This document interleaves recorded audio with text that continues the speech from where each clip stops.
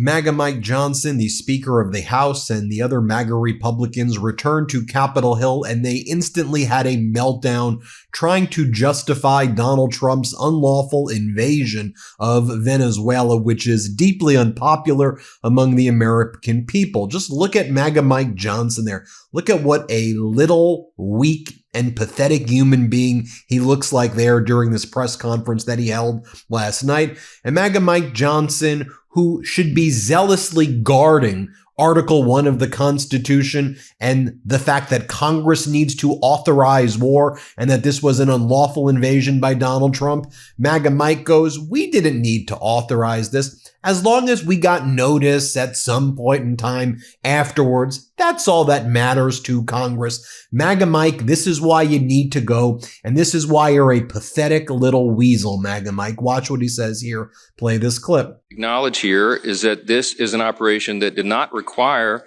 prior consent of Congress, prior authorization of Congress. It required notification of Congress. It's well within Article 2. I know as many details as I can know before going to the SCIF for the classified briefing, but I spoke with the President of the United States, the Secretary of State, the Secretary of Defense within hours of the operation commencing. And then MAGA Mike says, this wasn't regime change at all. We're actually going to be sticking with the Maduro regime. So it's not regime change. We just kidnapped Maduro, and now Delcy Rodriguez is the president. She was Maduro's right hand. And at her swearing in on Monday, she was seen hugging the leaders of Russia and Iran and China. But she's our girl now. She's our lady, everybody. Here's what MAGA Mike has to say about Delcy Rodriguez, who's Donald Trump's pick, not the opposition leader, Maria Corina Machado. No, Donald Trump wants the one in Maduro's regime. Here, play this clip. This is not a regime change. This is a demand for change of behavior by a regime. The interim government is stood up now, and we are hopeful that they will be able to correct their action. They cannot participate with narco-terrorists and very dangerous international criminal organizations that harm and target Americans, frankly, and traffic all of these dangerous drugs into our country, that do all this great harm to our country. They cannot continue that activity. We have a way of persuasion because their oil exports, as you know, have been ceased, and I think that will bring the country to a new governance in very short order. Then you have MAGA Republican Jim Jordan going on CNN, and he's asked, so do you support American boots on the ground? He's like, well, we're not ruling it out, just maybe not yet. Let's just trust whatever Donald Trump says. Just trust him. We'll see where this goes. Here, play this clip. Do you support putting American boots on the ground in Venezuela for a long period of time? Well, again, that's a question for later. I think most Americans are again, trust the president to do what's in the best interest of the American people and the best interest, frankly, of the folks in Venezuela. I mean, you see the cheering in the streets. Isn't this a question you have here. to think about before you do something like this? And I'm sure they have. They want this transition to work out in a way that benefits America.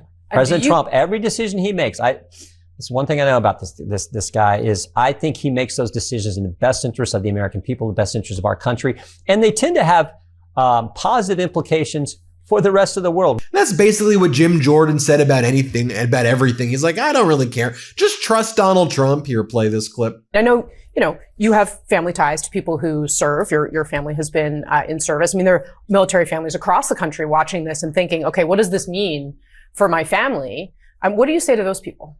I trust the commander-in-chief. I think the vast majority of Americans do as well. This guy projects strength. Again, you look at the track record. You can go to another adversary. You look at Russia. Russia takes Crimea when President Obama is president, and then they go into Ukraine when it's President Biden. Nothing happened when President Trump was there. I think the strength he projects as commander-in-chief, as the president in the Oval Office, is something the American people appreciate. And again, I think the facts and the track record point that out. More from Jim Jordan over here saying, look, all this will be worked out later. You just have to do whatever Donald Trump tells you to do. This is why these MAGA Republicans are so pathetic. Your job in Congress is to be a check on the executive, and you're the ones who are supposed to authorize war. That's why these MAGAs, they're freaking They're worse than the Duma in Russia. Here, play this clip. Do you think the United States should run Venezuela? Well, I think we're going to work on making sure there's a better outcome for America in our backyard and for the people of Venezuela. That's south easily. I trust the president. Again, I think when the president has said he was going to do something, he gets results. I like what Secretary Rubio, how he's handled things, how he spoke at the press event on Saturday. So I trust these guys. We'll see how this shakes out. But I think right now the American people are saying, well done, Mr. President. And then you have MAGA Republican Senator Mark Wayne Mullen from Oklahoma. And Mark Wayne Mullen goes, look, what we need to do here, and this is what I think Donald Trump's plan is, he's focused on promoting democracy and free and fair elections and returning the political prisoners that are in Venezuela. When Trump has literally said the exact opposite. Trump wants Delcy Rodriguez, Maduro's right hand. Here, play this clip. So what we want to see is that the Venezuela people take their country back and they become that democracy again. And I think that's what the president is saying right now. We're going to watch, but we're going to leave it up to the Venezuela people to choose their next government, to choose their leadership and put their country back on track. And America is going to fully support that moving forward. Then you have MAGA Republican Senator Rick Scott. And he goes, look, I'm just glad that Donald Trump didn't just take Maduro away, but he's committed to freedom and democracy in Venezuela. Quite literally the opposite of what Donald Trump is saying. And then he goes, but we'll see where we go from here. We don't know yet. It'll be like a choose your own adventure novel wherever Donald Trump takes us. This is what Rick Scott has to say. Here, play this clip. Well, I'm glad the president didn't just take Maduro and walk away. I'm glad that he is committed. He is committed to freedom and democracy in Venezuela. Now, I've talked to Marco Rubio about it. I've talked to the president about it. They're committed to freedom and liberty. Now, I can't tell you how they're going to get there, but I believe we're going to get there. Then you have MAGA Republican Congress member Carlos Jimenez. And let me show you, he was at that press conference in the past 24 hours with the other MAGA Republicans from Southern Florida. And here he's asked, well, like, what kind of oversight do you hope to do in the Armed Services Committee? And MAGA Republican Congress member Carlos Jimenez from South Florida says, the only question that I have for Trump and the Trump Secretary of the Secretary of the Department of State and the Department of Defense is, how'd you do it so brilliantly? All I want to know is, how brilliant were you? And this is supposed to be oversight here. Here, play this clip. The leadership of the House Armed Services Committee is set to be briefed tonight by Trump administration officials. What questions do you have today, sir? Well, the questions that I would have is just how brilliantly they carried out the operation. I thought that it's textbook. It's probably something that will be studied for years on end, how they were able to go into Venezuela and arrest somebody that's been wanted by the United States justice system. And so those are the questions that I really have about it. Most of the answers are going to be classified, so I can't share that with you. So your questions are logistical. To see how they just did it. Yeah, logistical. That's exactly right. Because I'm fine with what they did. I'm absolutely 100% fine with capturing a fugitive from American justice in Nicolas Maduro. Also at that press conference, where from yesterday, I'll show you it in a moment too. You had Congresswoman Maria Salazar speaking yesterday. And so she's a supporter of Maria Corina Machado, who Donald Trump says doesn't have the respect of the Venezuelan people. Instead, Donald Trump wants people in the Maduro regime who you saw hugging the ambassador of China and Russia and Iran. And then she goes, well, look, I just think it's only been 48 hours. Just give it a few months, give it some months, give it some years. We'll just see where this all goes. This is what MAGA Republican Congresswoman Maria Salazar from South Florida said. Play this clip. Yes. So just real quickly, if you can, Maria Machado, you just heard what Congressman Crow said about her not being part of this, at least the initial stage of this plan. I know that you traveled to Oslo with her. Was she disappointed to hear that they're allowing the elevation of the vice president to run the country for now? Well, I have not been able to talk to her, but I do know that she is very much pro-America, and she dedicated that Nobel Peace Prize to the president. We have to put things into context, and the opposition within Venezuela understands that. We need to, this Delcy lady who swore herself in, and that we have to work with her for now. But Marco Rubio said it. It's been 48 hours. Let's give us a few months until we create the stability. And I'm sure that Maria Corina Machado, who is the leader of the opposition, of the Democratic opposition, will go back in, be able to put together the process so you can have free and fair elections with international observers. I'm sure she will be the nominee that Maduro did not allow her to be, the presidential nominee. I'm sure she's going to win. Okay. But, the gut thing here is that the Americans are behind all of this, not the Russians or the Cubans or the Chinese. And she's also the Congress lady who talked about the Liberty Act or whatever she calls it. And she was the congresswoman who said right before Trump won and after Trump won, I guarantee all of my constituents, because she represents a lot of Cubans, Venezuelans, Hondurans, other immigrants that live in her district. And she goes, Donald Trump said that the immigration operations in the United States will only be going after criminals. He's not going after the people who've been here for a long time. There will be the Liberty Act, the Dignity Act. There will be a path with dignity is what she said. You saw her clip right there.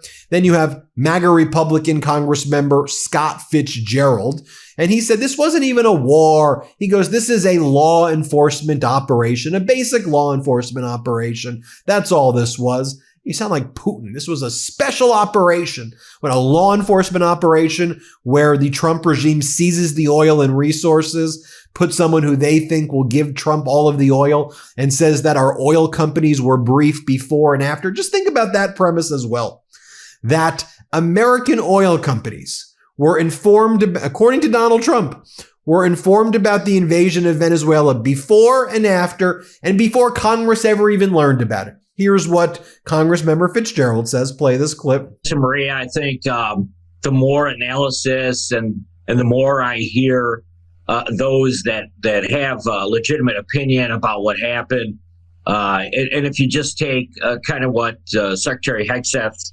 said kind of at face value, this is strictly a law enforcement type of operation with support from the U.S. military. They can debate all they want, the Monroe Doctrine, which I would say, I think one of the things that's been missing in the discussion is that President Roosevelt revisited this, Teddy Roosevelt, and, made it very clear that this is about each hemisphere as well globally, and our ability to make sure that countries that are located in our backyard are not a threat to the states. And that's why I think, they can debate this all day in the U.S. Senate, which they're known for. But at the end of the day, it was a law enforcement action. Well, I mean, it's really interesting to see the priorities of the Democrats right now and how they get so upset over everything President Trump does. Meanwhile, he's focusing on such enormous things, drugs coming into the country, securing our borders. It's quite a difference in terms of what you're looking at, in terms of priorities of the Democrats. Hey, everybody. Ben Meiselas here from the MeidasTouch Network. I wanted to let you know about my podcast partner, Michael Popak's new law firm. It's called the Popak Firm. Michael Popak's pursuing his dream of starting his own law firm, really based on the popular demand by all the Meidas Mighty and legal AFers who were approaching Michael Popak with their cases and saying, can you help us? And at that time, Popak was not able to. So he went out on his own. He started the Popak Firm, where he is now handling catastrophic injury cases like car accident cases, trucking cases, malpractice cases, big negligence cases, wrongful death cases. So if you or someone you know have a case like this, the consultation with Popak's firm is free. Give him a call. See if you have a case. It's thepopakfirm.com, thepopakfirm.com, or you can call 877-POPOK-AF, P-O-P-O-K-A-F. So 1-877-POPOK-AF. Give Michael Popak a call. And I'm really proud of you, Popak. Thanks for all the hard work you're putting in. And so here's that clip of Congresswoman Salazar, Congressmember Jimenez, and Congressmember Diaz-Balart when they were asked why they don't support Maria Corina Machado, the main opposition leader, because they support what Donald Trump did. And Trump says that Machado doesn't have the support of the Venezuelan people. And Diaz-Balart just loses it and starts screaming at the reporters and said, why are you putting words in my mouth? Of course we support her. Well, if you support Trump's plan, then you all just threw her under the bus as well, didn't you? Here, play that clip. Why are you not willing to support Maria Corina and El Mundo to be... Wait. Hold on a second. Let's talk about that. First, you're talking to us? Yes. When have we ever not supported her? No, wait. But let's, look, these are serious issues. Do not put words in my mouth. And do not, wait. But you said us. You said us. You said us. Okay. But it's I will not tolerate putting words in my mouth or my colleague's mouth. Yeah. We have been consistent from day one. And I am convinced there's going to be a transition. We already talked about that. And I'm convinced that when there are elections, whether there are new elections or there's a decision to take the old elections, the last elections, that the next democratically elected president of Venezuela is going to be Maria Corina Machado. And then you have MAGA Republican Senator Lindsey Graham, who's literally whatever is going on in his personal and private life that he needs to overcompensate for, that now that he has this, he's aroused by war. It's really weird to watch him get aroused by war. It's grotesque, actually. It's a little bit pornographic. It's gross. It's a gross thing to even watch him. And then he's in Iran, you're coming next. And he puts on a hat on state regime media known as Fox about make Iran great again. Here, play this clip. They've chosen not to live this way anymore. And unlike Obama, President Trump has not turned his back on the people of Iran. So I pray and hope that 2026 will be the year that we make Iran great again. And here he is with Trey Gowdy on Fox. Let's play this clip. All right, Chairman, it was great fun being with you and the president last night and again this morning. Feel free to Venmo me the money that you lost to me on the golf course. I do accept Venmo. Until then, I'll send you take care. Well, here's the good news, Trey. Here's the good news. I'm going to pay you, but it will be in Venezuelan dollars. So... Good luck. I can't wait. And then you have Stephen Miller says we're a superpower, and as superpowers, America needs to dominate the Western Hemisphere. This is about domination. It's he looks like such a pathetic guy too. I mean, what's up with these little weak pathetic men out there? It's Stephen Miller, you pathetic person. Here, play this clip. The United States is using its military to secure our interests unapologetically in our hemisphere. We're a superpower, and under President Trump, we are going to conduct ourselves as a superpower. It is absurd that we would allow a nation in our own backyard to become the supplier of resources to our adversaries, but not to us, to hoard weapons from our adversaries, to be able to be positioned as an asset against the United States rather than on behalf of the United States. Sovereign countries shouldn't be able to do what they want to do. The Monroe Doctrine and the Trump Doctrine is all about securing the national interests of America. For years, we sent our soldiers to die in deserts in the Middle East to try to build them parliaments, to try to build them democracies, to try to give them more oil, to try to give them more resources. The future of the free world, Jake, depends on America being able to assert ourselves and our interests without apology. This whole period that happened after World War II, where the West began apologizing and groveling and begging I don't even and know engaging these honestly vast what you're talking reparations about right schemes. now. What I'm talking about, Jake, is the idea. And by the way, you do. I know you love doing that smarmy thing, Jake, and I was hoping to be better than that this time. I asked you about if there should be an election. Exactly. I asked you if there would be an election in Venezuela. That's what I asked. I said, why was the president so quick to dismiss Machado? You answered that question. And then I said, the objective, Jake, is security and stability for the people of Venezuela. With our help and leadership, that country will become more prosperous than it has ever been in its whole history. Venezuelans but the will woman be richer running Venezuela and right now safer is and part more of the Maduro secure and regime. better off. There will be conversations, Jake, about all of these guideposts along the way. The reason why I was giving you that speech, which I know you didn't want to hear, is because you're approaching this from the wrong frame. this neoliberal frame. And then Stephen Miller does not rule out going to war against Greenland when he's asked. So are we going to go to war with Greenland? Miller's like, we're going to take it. One way or another, Greenland's going to be ours. Here, play this clip. Important topic. The premier of Greenland and the premier of Denmark and other Danish officials are responding to a Twitter post from your wife, Katie Miller, herself a former Trump White House official, showing Greenland covered with an American flag, saying soon. After that was posted, President Trump repeated the claim that the U.S. needs Greenland for national security reasons. The Danish prime minister responded to this in an interview earlier today, as reported by Bloomberg, quote, I believe one should take the American president seriously when he says he wants Greenland, but I will also make it clear that if the U.S. chooses to attack another NATO country militarily, then everything stops, including NATO, and thus the security that has been established since the end of the Second World War. Can you rule out that the U.S. is ever going to try to take Greenland by force? Well, let me go back a step. The president has been clear for months now. So I know you're treating this as breaking news. The president has been clear for months now that the United States should be the nation that has Greenland as part of our overall security apparatus. The United right, States, but your wife posted that like hours after the Venezuela operation. No, but that's why it's newly relevant.